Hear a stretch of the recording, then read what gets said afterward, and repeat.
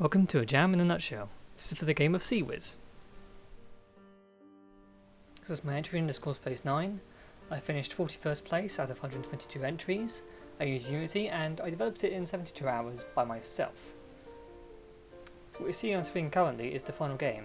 Let's see how I got there, shall we?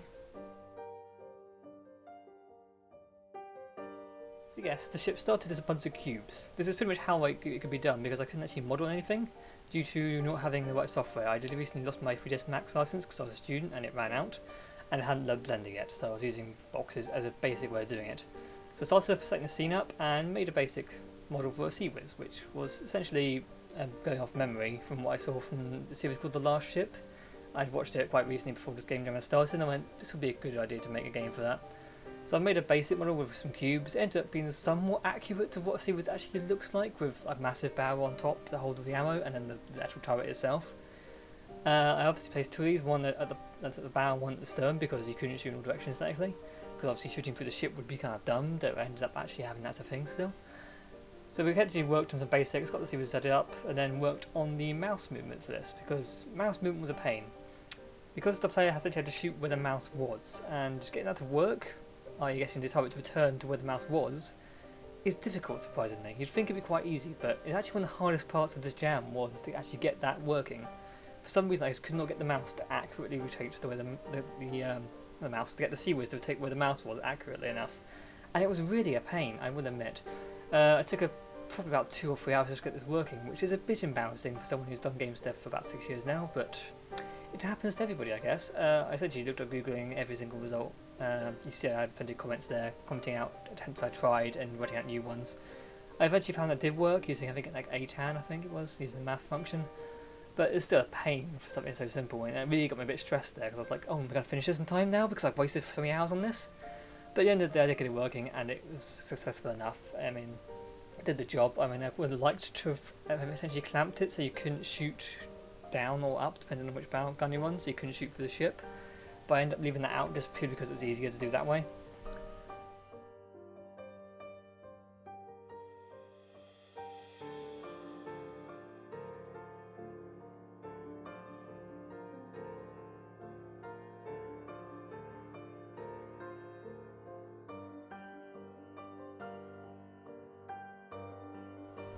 Well, after a while I got it working and then added essentially a basic bullet shooting, which was essentially just object balling. I had a interface that could do that for me, which essentially gave me the basic things I need for that, so like a list of objects and how many you would have. The bullets worked, however I did have some minor problems where the bullets wouldn't go at the normal speed. They'd go at different speeds depending on where your mouse was, so if you're close to the ship the bullets would be really slow, but if you're further away they'd be really fast. Turns out it was just normalization problems. I fixed it quite easily. But another thing I also added this time was basically an ammo counter for the guns, because obviously I didn't want to have too much UI on the screen because it would just drown out the gameplay, so I thought having it just show which gun you were on at the time and showing the ammo count was quite useful. And later on that was expanded to actually have the cooldown count as well. Next we move to the fun part, which is making missiles, because obviously missiles are what's going to actually hit you in this game. Now once again, so I couldn't model anything, I had to use primitives, so I used a cylinder that was really stretched out and 2 cubes that were stretched out. Yes. Missiles. I also had a particle system that would essentially emit particles as the missile moved, so it wouldn't waste space and stuff. It kind of gave it like the rocket, like the what do you call it, the booster kind of thing. It gives you the effect of it actually firing towards you rather than nothing. A lot of the artwork is quite low poly in this case. I essentially used mesh cubes. I could have used the flat style, the billboard style, but I decided to use meshes because it was actually 3D. And I was thinking maybe in the future I might want to make the 3D camera actually move from top down somewhere else, so I kind of left it at that. Next up was the radar, which was actually quite a big feature. I conveniently learned how to use render textures recently for mini-maps, so I just already knew how to do this already from like a day before, which is kind of helpful. So I made a basic UI using Petrolnet to make some basic artwork, nothing too difficult. Made essentially a cylinder go around, a background, and a crosshair to show where the aiming was. It wasn't too hard to implement, just added them in UI elements, fade them out correctly, got them the right scale and stuff. And then obviously on the missiles and on anything you shoot, essentially you could see the essentially a sprite that was only visible to that one camera. I had 2 cameras in the scene, one which was purely for the player and one which was in the minimap. As you can see here, I'm actually testing it by the missiles going towards you. I'm just seeing if they show up on the radar correctly, which they do.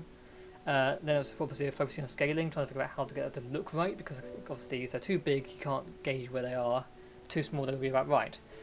Eventually I got it working, and then there's obviously added some stuff to make it so they would actually not just suddenly appear out of nowhere, they'll just fade in instead. So they kind of started at the smaller scale and scaled up to the full scale. About 1 second that took. That way missiles didn't look like they came out of nowhere suddenly, they actually looked like they appeared on the radar if they spawned too close to you. Obviously ones that spawn further away would already be full scale.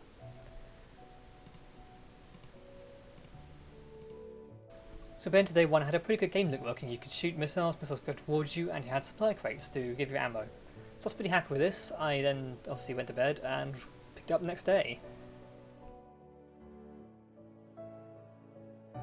Day 2 was a busy one. I started by just improving the gameplay as it was. I changed the user input from right click to change weapon to 1, 2, 3, 4 change weapons. That way you could choose the weapon you wanted to use without having to cycle through them all, which was a bit annoying in earlier playtesting I was doing. I also improved a bit of the way the missiles spawn, so they spawn a bit further out so you have more of a chance to react to them. I also added a bit more of the UI, so in a bit you'll see that the actual had a little flash to show up when you had an upgrade, and then the upgrade menu was actually started. This time I hadn't actually got any icons on the upgrade menu, but you could see where they were, and I knew which ones did what already, but obviously later on in the game I had to add some icons on that, which we'll see later on in the development. Essentially that means upgrades were now added, and we had somewhere going, but obviously there's a lack of other weapons other than the C.W.I.S.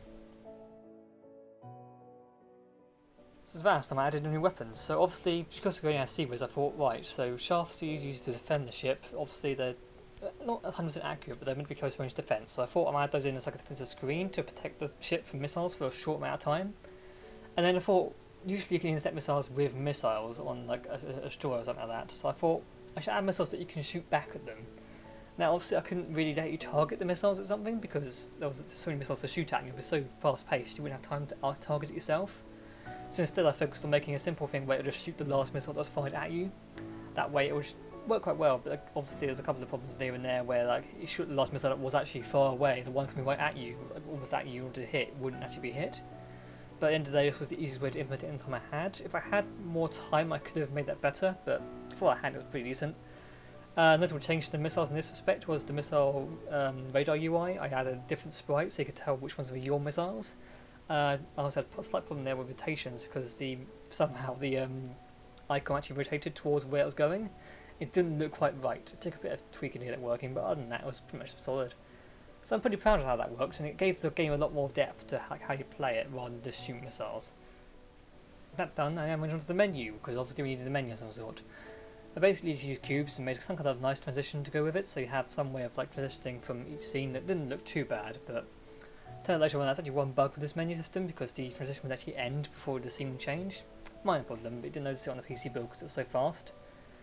Just time I also made the leaderboard and all the other menus, so I had leaderboard, credits. Leaderboard worked quite well actually, I was surprised it worked. You'll notice originally that I actually had it set up so it would like essentially say on the side, if you're using WebGL, please do something else. Like send me the score so I uploaded it, but it turned out it actually worked on itch for the first time ever. Last time I entered, which was lights out in Scoresmith 8, that didn't work. I think it's because of the HTTPS and some of the things I did during that jam that actually made that work. So I was actually quite surprised, and because of this I got a lot more plays because a lot more people could just play it on web. And obviously I think I ended up at 82 scores by the end of it, which is pretty good going for a jam. So I said basic UI is just a scroll view which essentially expands based on content. It's annoying to set up, and I really do hate scroll views, they make it somewhat simpler, but it worked and it did the job. And I'm pretty proud that it actually worked, so yeah, I'm fine to finish the game loop up.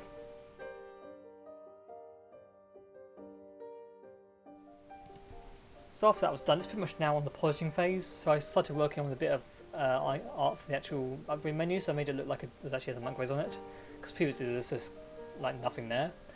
So I started with like, basically just adding the same icon with the different colours for each level, and I added a bit of text to kind of give away what each upgrade did. So it kind of gave the user a bit of feedback on what each thing did before they actually confirmed it, otherwise they wouldn't know what to do. There is a kind of strategy of, well, from the developer side of things, C.W.I.S actually, is to go for water cooling first, then firing speed and ammo last. Conserve ammo as much as possible, use shaft as much as possible, use missiles as much as possible, which works quite well. But obviously that's sneaky me, that's how I got the 14,000 score. I essentially worked on that strategy. It also is a bit of luck, because if you didn't know, the game's actually quite random. The missiles spawn randomly and the crates spawn randomly, so you can get unlucky. Same with the upgrades. Each upgrade tier is slightly varianted, so you can't always get the same one.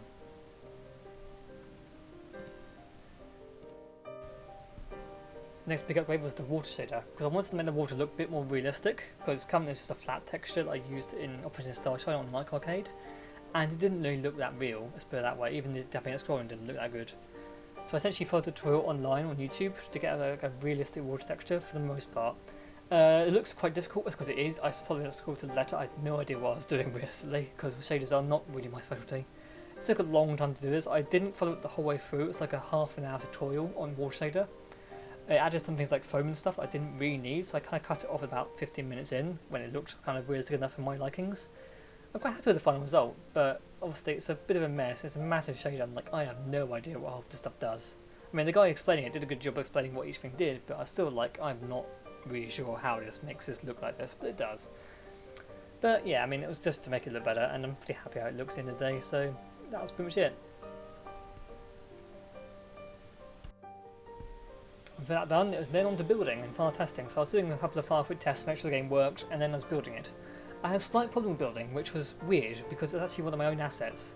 I made the audio manager asset from Cards Games, and the problem is it kept resetting every now and then when I made a build. Turns out it was actually a problem with the actual way I saved the directories. It's a stupid problem. I fixed it in 2.3.3, but because that was a thing, it was like so annoying. I had to keep building and then rescanning, building again. It took me about 10 builds to get a build that actually had audio in it, which is a bit annoying. But after that, it was pretty much just sorted after that. It's nice and easy. And then it was uploading to itch and finishing. The itch page I kind of set up the day before for the sake of convenience. I added a few more images and stuff to make it look better, and I also added a lot of detail about how the game worked. I added a tutorial after the jam had finished and was rating because I realised I hadn't added a tutorial into the game. And yeah, I mean, I was happy how it looked. It worked. I tested it on itch.io first on my own test thing.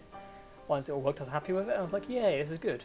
I then realised because the browser worked, I had to get that text. I didn't actually realise until time went, oh. And obviously, as I was testing on itch, I was actually figuring out if there's any UI had problems. You can see there on that screen just now, there's a few UI problems where the UI wasn't scaling properly. Easy to fix, did it in about 20 minutes, and made final builds, and that was it.